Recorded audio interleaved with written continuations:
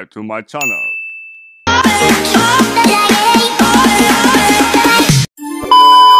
Ito yung longganisa ng Pampanga. Wow! Madali lang naman lutuin ang longganisa. Same nga lang rin kung paano ka nagluluto ng longganisa ng ibang lugar. Papakuluan mo muna sa tubig at hahayaan mo itong maiga. At pag nakita nyo nga nagbabubbles na ang longganisa, tusukin nyo ito ng tinidor o kaya ng kutsilyo. Tapos pag nakita nyo na nga nagka-caramelize yan, ilalagyan nyo na ng kaunting langis dahil nga maglalangis pa yan ng kanyang sarili.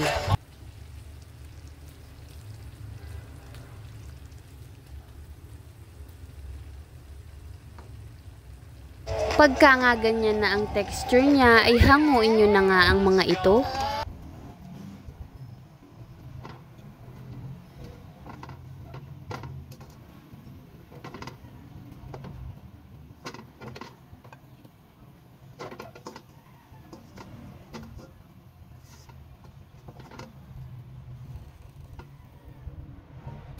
At ito na nga ang skinless ang isusunod natin.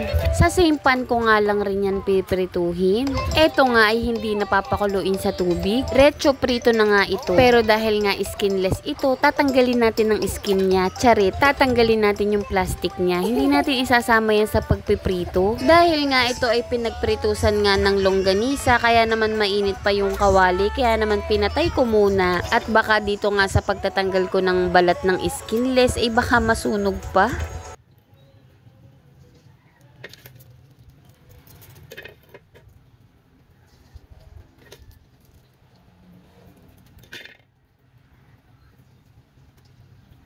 Ordinary yung pagpiprito nga lang naman ang gagawin mo dyan. Dahil nga mainit pa yung kawali ko, ay hininaan ko nga lang ang apoy pagpiprito dito sa skinless. Dahil nga baka matusta.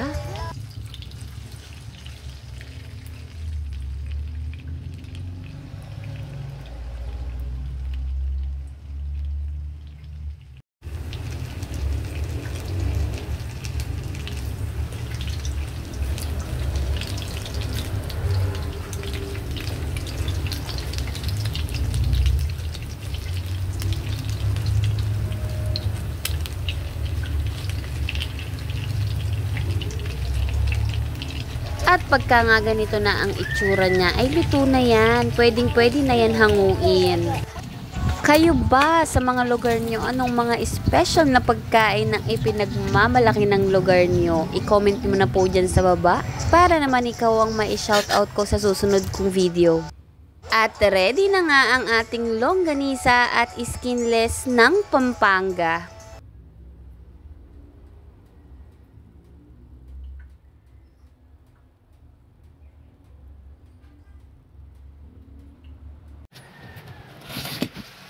Kain tayo ng longganisa ng Pampanga.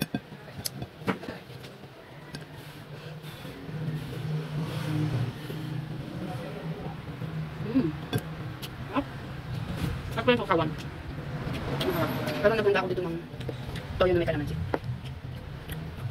Ang sarap talaga ng longganisa doon. The best.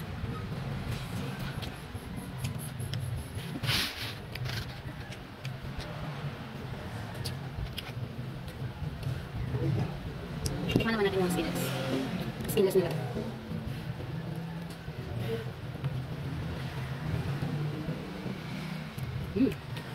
The best din. Hindi natin may toyo.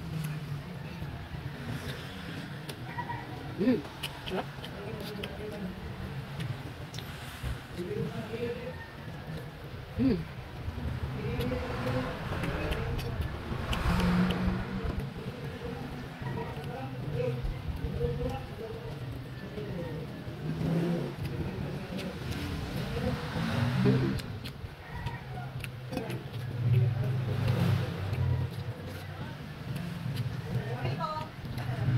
Kain.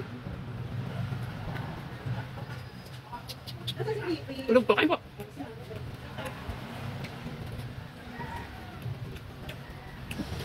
Sarap.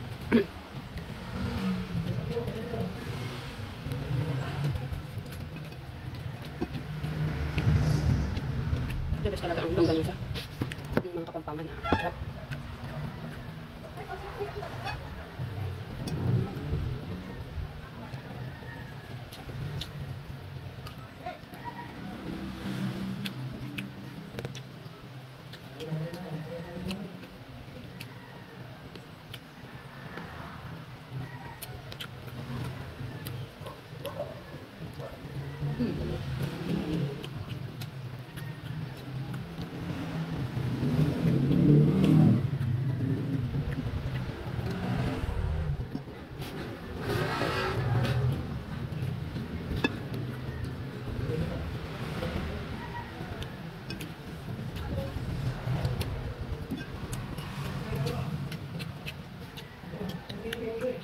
Sarap.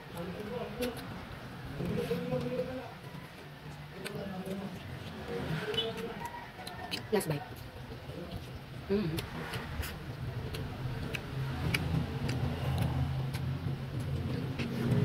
you for watching.